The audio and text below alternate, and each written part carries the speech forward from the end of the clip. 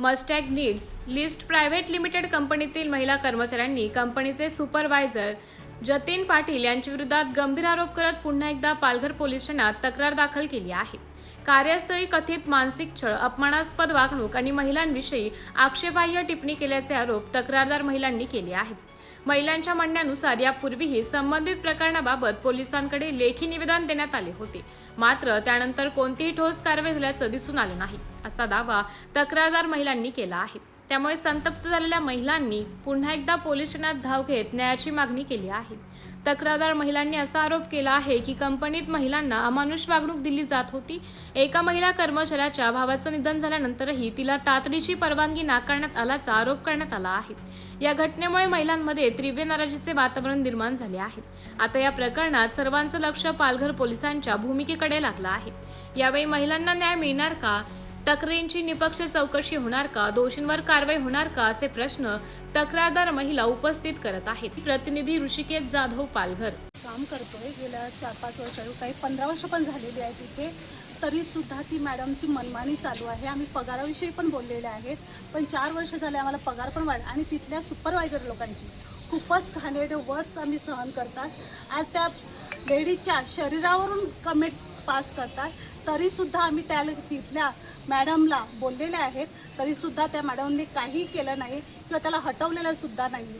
अशा कारवाई ते कोणत्याच सहन करत नाही। आपण ज्या कंपनीच्या विरोधात जात आहेत त्या कंपनीचं नाव पहिलं सांगा आपल्याला। त्या कंपनीचं ओनर कोण आहे? नाज मॅडम। ओके, आणि त्याच्यानंतर जो तुमच्यावर जो अत्याचार होत आहे, जो व्यक्ती करत आहे, त्याचंही नाव तुम्ही याच्यात सांगून जतीन पाटील। अच्छा, आता पुढे बोला तुमच्याकडे जतीन पाटील आहे। हा सतत त्रास तुम्हाला किती दिवसापासून आहे? बऱ्याच वर्षापासून आहे। आणि तो सर मारण्याची धमकी पण त्यांनी दिलेली आहे। डायरेक्ट समोरासमोर बोलतो मला की तुला मी उडवून देईन असं। अच्छा। आणि मी प्रेग्नेंट असताना पण त्यांनी मला खूप त्रास दिलेला आहे। आणि तो प्रेग्नेंट असताना एवढं पण तो बोललेला आहे की आपल्या मागच्या बाजूचा पण तो हे करतो की कमेंट्स मारतो त्याच्यावर, की निरीक्षण करतो की तुला मुलगा होईल की मुलगी होईल, असा निर्लज्ज माणूस आहे तो जतीन पाटील। आणि जतीन पाटील आहे ना, तो कमेंट्स म्हणजे बायका प्रेग्नेंट असल्यावर असो या कोणीही असो इझिली एकदम बोलतोय। त्याची इतकी मनमानी आहे का त्याला असं वाटते की मी एवढं बोलतोय, मी काहीही करतोय, माझ्यावर काहीच कारवाई नाही होत, म्हणजे तो बिंदास फिरत आहे आज। आणि त्याची पोलिसांनी पण अजूनपर्यंत दखल काय नाही केली पोलिसांनी। आम्ही सगळं केलं पोलिसांना आम्ही किती वेळा लेटर पण लिहिलं तरी काहीच नाही त्याला केलं, काहीच नाही। आणि तो मनमानी अजून सांगतो की मी तुम्हाला तुमची युनिट नाही पास झाली ना कसं बघा उडवतोय की काला सांगतो, आणि आम्हाला सांगतो वेट अँड वॉच, अजून असं आम्हाला अजून सांगतो। तो टोमणे मारतो आणि समोरासमोर बोलतो आणि लेटर देतो आम्हाला परत। तो कामामध्ये पण काढतो, काम देत नाही, 8 तासामध्ये बसवून ठेवतो टेबलावर, ओव्हर टाइमला देतो। आणि सर आम्हाला 15 वर्ष झाली, कधी आम्हाला 21,000 पगार आला नाही ना। आता त्यांच्या माणसांना 21,000 पगार आला, तो कुठून आला तो पैसा? इव्हन आम्हाला जोर जबरदस्ती फ्रायडेला TC दिवस भरण्याचा त्यांनी मुद्दा मांडलेला आहे। TC दिवस भरायची कोणती अशी कंपनी आहे का तिथे TC दिवस भरले पाहिजे? एक दिवस तरी माणसाला आराम नकोय का? तरी जबरदस्ती पेपर आणून देतो, घ्या साईन करा। तरी आम्हाला तो सांगेल का दुसऱ्या दिवशी कामाला नाही यायचं? ही जोर जबरदस्ती कोणालाच काहीच नाही होत का? जबरदस्ती करूनच आम्हाला बोलवायचे कामावर। तिथे आमची एक मुलगी आहे, तिचा भाऊ ऑफ झालेला तरी तिला गेट पास नाही दिला। 5 वाजता गेट पास नाही, 5:30 ला जा। आणि सईच्या भावांचे लग्न करून बोल सिस्टर फाशी घेतली, गेट पास नाही दिला। बोल भावाने फाशी घेतली तरी पण त्याने गेट पास नाही दिला मला।